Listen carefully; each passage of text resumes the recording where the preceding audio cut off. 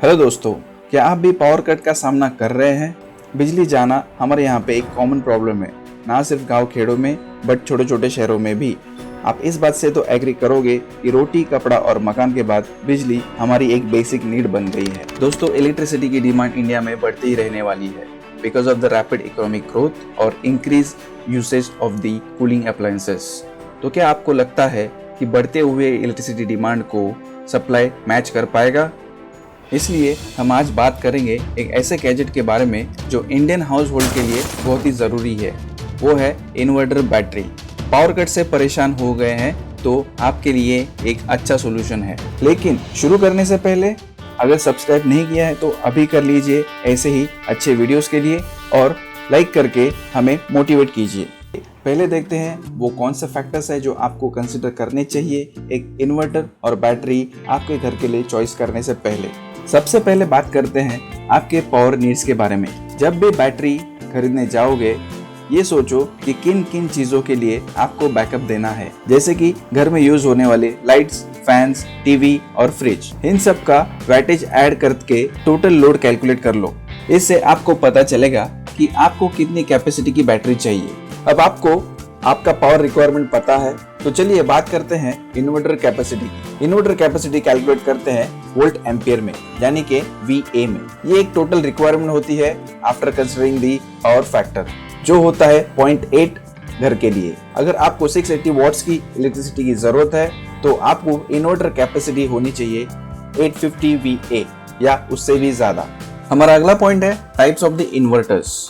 दोस्तों, मार्केट में 2 टाइप्स के इन्वर्टर आते हैं, एक स्क्वायर वेव इन्वर्टर और साइन वेव इन्वर्टर। जो साइन वेव इन्वर्टर होता है ये बेटर होता है हमारे घर के लिए। इस पे हम लोग टीवी, रेफ्रिजरेटर, लाइट्स, फैन जैसे अप्लायंसेस यूज कर सकते हैं, और ये बहुत कम नॉइज करता है compare to the square wave inverter. और इसके साथ साथ टाइप्स ऑफ इन्वर्टर में 12 वोल्ट और 24 वोल्ट्स के भी इन्वर्टर्स आते हैं। 12 वोल्ट्स इन्वर्टर आप कनेक्ट कर सकते हो 1 बैटरी बैकअप के साथ, और 24 वोल्ट्स आप कनेक्ट कर सकते हो 2 बैटरी बैकअप के साथ। अगर आपके पास लिमिटेड पावर कट है, जैसे 2 या 4 घंटे का, तो आप 12 वोल्ट का इन्वर्टर यूज कर सकते हो। अगर आपके पास पावर कट इससे भी ज्यादा है तो आप 24 वोल्ट्स वाले इन्वर्टर यूज कीजिए। अब आगे बात करते हैं टाइप्स ऑफ इन्वर्टर बैटरीज की। मेनली इनमें 2 टाइप्स होते हैं, एक लीड एसिड बैटरीज और लिथियम आयन बैटरीज। तो पहले बात करते हैं लीड एसिड की। लीड एसिड बैटरीज एक सबसे कॉमन और अफोर्डेबल होती हैं। इनमें एक 2 तरह की बैटरीज आती हैं, एक फ्लैट प्लेट बैटरीज और tubular batteries. Short power cuts के लिए फ्लैट प्लेट बैटरीज यूज की जाती है और लॉन्गर पावर्स में आपको ट्यूबुलर बैटरीज यूज करना चाहिए। दूसरी तरफ लिथियम आयन बैटरीज होती है। ये एक न्यू एडवांस टेक्नोलॉजी की बैटरीज आती है जिसकी लाइफ ज्यादा होती है, फास्ट चार्ज भी होते हैं और मेंटेनेंस भी इनका ऑलमोस्ट 0 होता है। लेकिन ये एडवांस होने के साथ साथ ये महंगी भी होती है। कोई भी इन्वर्टर खरीदते वक्त आपको उसकी एफिशिएंसी जरूर चेक करनी चाहिए। कोई भी इन्वर्टर 100% एफिशिएंसी और आउटपुट के साथ काम नहीं करता है। अगर आप 500 वॉट वाला कोई भी इन्वर्टर लेते हैं और उसकी एफिशिएंसी 75% है तो आपको आउटपुट मिलेगा 375 वाट्स का। आपको मार्केट में 70 to 80% एफिशिएंसी वाले इन्वर्टर्स मिलेंगे। जितनी ज्यादा एफिशिएंसी होगी उतना ही ज्यादा आपको फायदा होगा।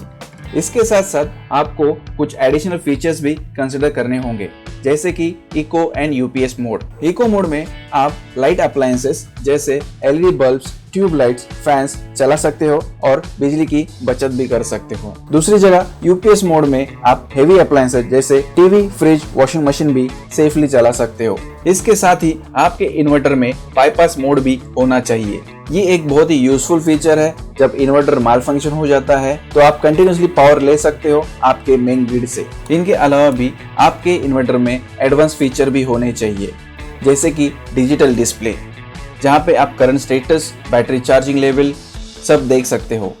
लो वोल्टेज चार्जिंग होना चाहिए, फास्ट चार्जिंग होना चाहिए। अगर आप वाईफाई यूज करते हो तो वाईफाई एनेबल भी होना चाहिए, जिससे आप वाईफाई की मदद से मोबाइल फोन से आप इन्वर्टर को कंट्रोल कर सकते हो। सोलर चार्जिंग होना चाहिए, जिससे आपका इलेक्ट्रिसिटी का बिल कम होगा और आपका बैकअप एक कॉस्ट इफेक्टिव ऑप्शन बन जाएगा। तो दोस्तों, इनको कैलकुलेट करने का एक आसान तरीका मैं आपको बताने जा रहा हूँ। आप विजिट कर सकते हो हमारी वेबसाइट www.uniquehome.com, जहां पर आपको ये 2 कैलकुलेटर्स मिलेंगे। पहला कैलकुलेटर है पावर रिक्वायरमेंट फॉर होम, जिससे आप आपकी पावर रिक्वायरमेंट कैलकुलेट कर सकते हो डिफरेंट अप्लायंसेस के लिए। और दूसरा है inverter and battery capacity calculator. यहाँ पे सिर्फ आपको आपका टोटल इनपुट लोड डालना है और कितने टाइम तक आपको बैकअप चाहिए वो डालना है। ये ऑटोमेटिकली आपको इन्वर्टर और बैटरी कैपेसिटी कितनी लगेगी उसका कैलकुलेशन दे देगा। दोनों कैलकुलेटर आप ज़रूर यूज़ कीजिए। दोस्तों, अगर वीडियो आपको अच्छा लगा है तो सब्सक्राइब ज़रूर कीजिए। धन्यवाद।